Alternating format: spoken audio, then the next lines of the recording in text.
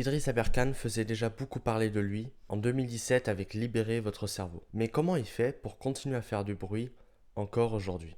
Ce que j'ai découvert est fascinant. Dans cette vidéo, on va analyser ensemble les leviers cachés de son succès et comment appliquer cela à votre propre vie, même si vous n'avez pas l'ambition de devenir un média à part entière.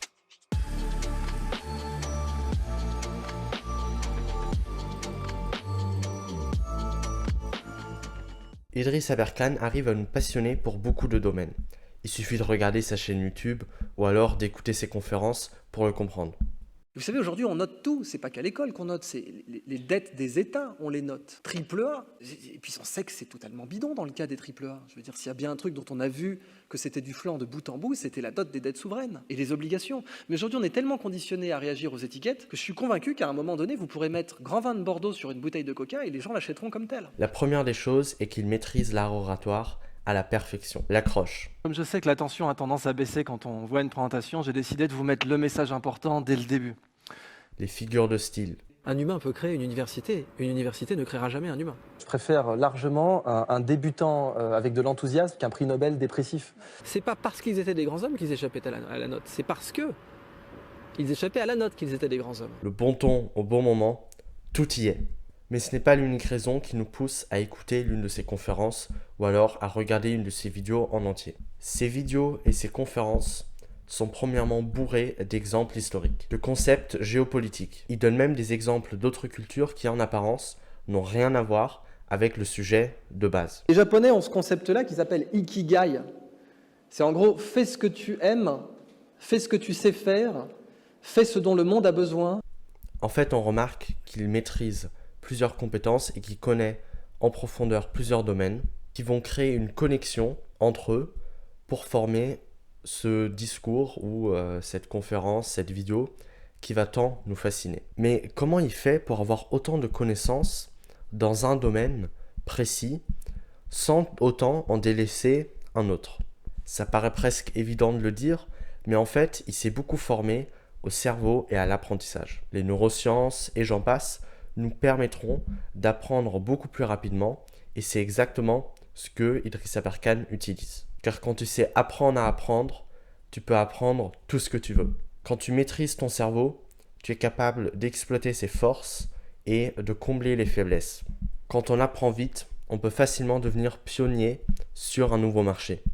Et c'est exactement ce que Idriss Aberkane a fait. Quand les neurosciences étaient le truc du moment, il sort Libérer votre cerveau. Maintenant que tout le monde nous parle d'intelligence artificielle, eh bien, il va sortir un nouveau livre sur ce domaine. L'IA est un levier, elle permet de faire des actions par seconde. Alors ça c'est génial. Un truc qui te prendrait des heures, des jours, une minute. On s'en servira pour démultiplier notre impact. Il suffit aussi de regarder sa chaîne YouTube, par exemple sa vidéo sur les NFT.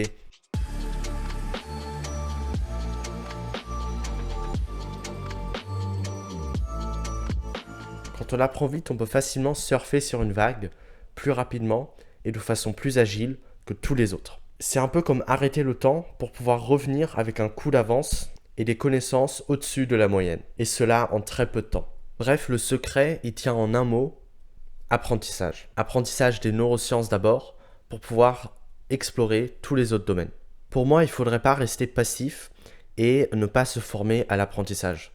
Il faudrait ne pas commettre cette erreur. C'est pour ça que je vais vous proposer maintenant un exercice simple à appliquer. Quand par exemple vous voulez retenir une suite de mots. Prenons cette suite de mots que je viens de penser au hasard. Chien, camion, restaurant, emoji, chèvre, voiture, ordinateur et montagne. Comment allez-vous retenir cette suite de mots complètement improbable? L'une des choses qu'on peut faire, c'est raconter une histoire autour de ces mots pour pouvoir s'en rappeler beaucoup plus longtemps, voire toute sa vie. Je vous donne par exemple un exemple d'histoire que je pourrais inventer pour cette suite de mots. Un chien sur un camion cherche un restaurant avec un emoji chèvre sur son affiche.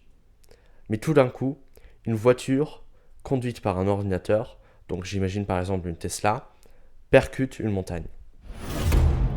Vous voyez qu'avec cette petite histoire que vous pouvez vous imaginer, votre cerveau va retenir beaucoup plus facilement. Tout simplement parce que raconter une histoire, ça permet en fait au cerveau de se dire que c'est important. Les histoires nous ont toujours fascinés en fait.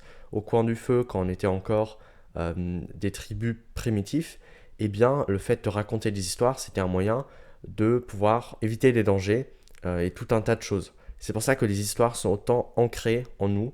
Donc si vous utilisez cette faille du cerveau, ou plutôt une force, eh bien vous allez permettre de retenir, par exemple si vous avez une conférence à faire. Comment allez-vous retenir tout un tas d'enchaînements de mots et de choses à dire? Eh bien vous allez simplement raconter une histoire, aussi improbable qu'elle soit, pour pouvoir le retenir facilement.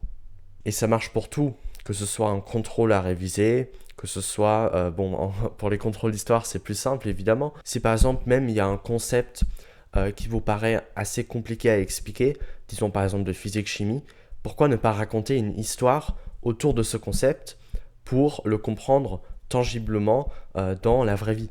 Mais des techniques comme ça, il y en a plein. Et là, je vous ai vraiment donné une technique de base. Mais si vraiment vous voulez accélérer ça, eh bien, j'ai dans la description un e-book gratuit qui va vous permettre d'apprendre à apprendre et surtout comment retenir ce qu'on lit en utilisant un logiciel pour pouvoir ensuite classer toutes ces notes que par exemple si vous lisez un livre et qu'il y a un concept qui vous paraît intéressant. Pourquoi ne pas le noter sur votre ordinateur pour pouvoir le retrouver à n'importe quel moment? Cette vidéo que je viens de tourner actuellement, je l'ai tournée uniquement avec les connaissances que j'ai accumulées au fur et à mesure dans mon système de gestion des connaissances sur un logiciel qui s'appelle Obsidian. Certaines personnes ne vont même pas faire l'effort de lire cet e-book. Certaines personnes ne vont même pas faire l'effort de simplement le télécharger. Ne faites pas partie de ces gens. Faites partie de la minorité qui agit. Prenez le pouvoir sur et avec vos connaissances.